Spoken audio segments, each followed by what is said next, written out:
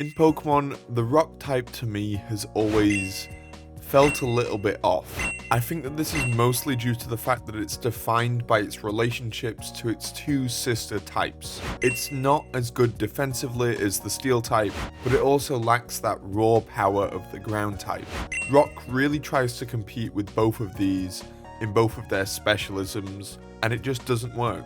It's kind of a jack of all trades, master of none scenario, where Rock is stuck between a rock and a hard place.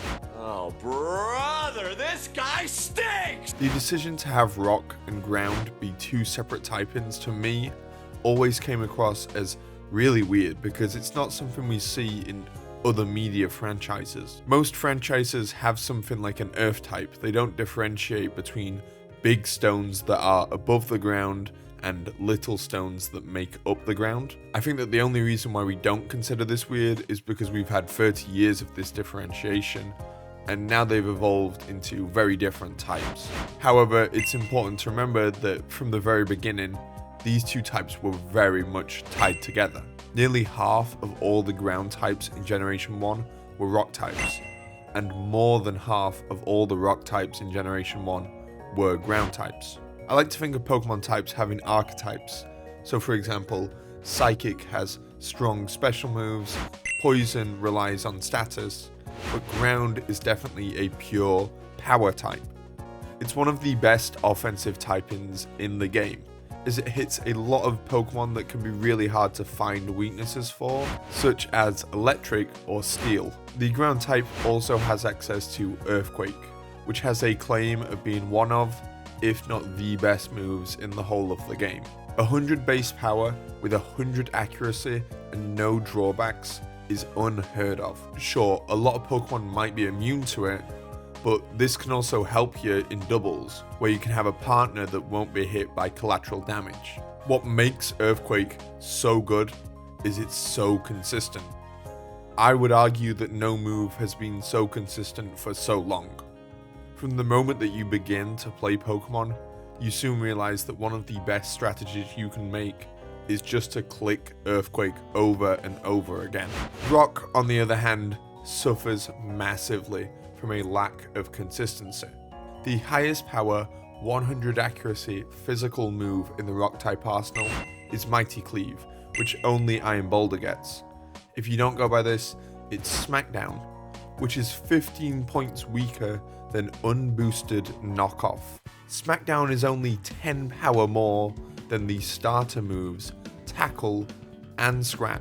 Add on to this the fact that Smackdown is mainly for ground types so that they can hit them with their ground type moves. Rock types instead have to rely on moves like Stone Edge or Rock Slide, which everybody knows are incredibly inconsistent. There is only so much planning you can do when you have moves that aren't guaranteed to hit, and this is absolutely terrible for the Rock type. It's pretty clear to me that Rock's moves are the thing that's holding it back, because Rock actually has one of the best moves in the entire world of Pokemon, Stealth Rock.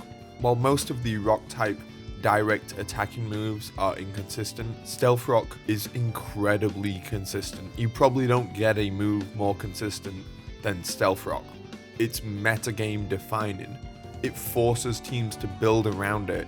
It makes you think of what items you have to use, and even necessitates certain roles in your teams. Stealth Rock is the ultimate consistent attacking force, and it offers unrivaled power with a great damage type. The only issue with it is it's so widely distributed.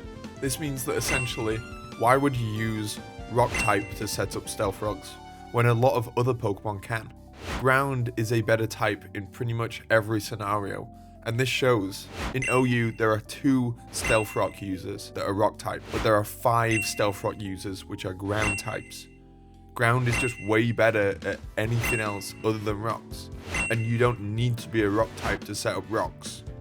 Rock's other main relationship is with Steel, as both of them share a lot of similarities in how they're designed to be played. Most Rock and Steel types are big, bulky physical walls, but the Rock type is not designed for this. Rock has 3 of the worst defensive traits that you can have in Pokemon: weaknesses to water, fighting, and ground. As I mentioned before, Earthquake is pretty ubiquitous across physical attackers, and so is close combat. Water is probably one of the types where you're always guaranteed to have a water type on your team, so these 3 type-ins are extremely common from attackers. Steel shares 2 of these weaknesses to fighting and ground, but it also has a much easier to manage fire weakness, and most importantly, Steel resists half of the other types. Anything that Rock does defensively, Steel does way better. Add on to the fact that a lot of Steel types actually learn the move Stealth Rock, which, as we've mentioned before, is the best part about a Rock type, then why would you use a Rock type? You only have to look at Modern Overused, where there are only 2 Rock type Pokemon. Neither of them are there based on their merits of their type, more because they specifically counter the weaknesses of their type. Garganacl is a Rock type which explicitly counters the 2 main weaknesses of the Rock type. Its ability to deal with Water and Steel types is what makes it a good Pokemon, because it doesn't have the normal weaknesses that all Rock types have. Glimmora is overused because of its unrivaled ability to Hazard Stack. Pretty much no other Pokemon can get guaranteed hazards up as well as Glimmora. The fact that it's a Rock type doesn't really matter or impact how it plays. Now that I've made my points about how I don't think Rock has much of an identity, I have some ways in which I think it could change. The first one, it just makes some Rock moves hit 100% of the time. I know that Pokemon balances a lot more for doubles, and that's why moves like Rock Slide have a lower accuracy. But why does Stone Edge need to be so bad at hitting?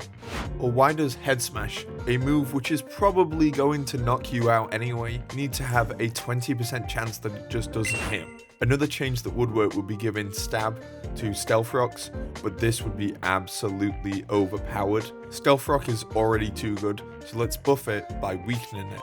I think that its distribution should be limited way more to mostly Rock types, maybe some ground types and Steel types, but get rid of the Pokemon that just don't really fit with it and just have it because it would be a great utility move. I'm a big fan of the idea that not every Pokemon should have access to every move and that move pools should be quite limited, because then it means that we'll see much more different Pokemon.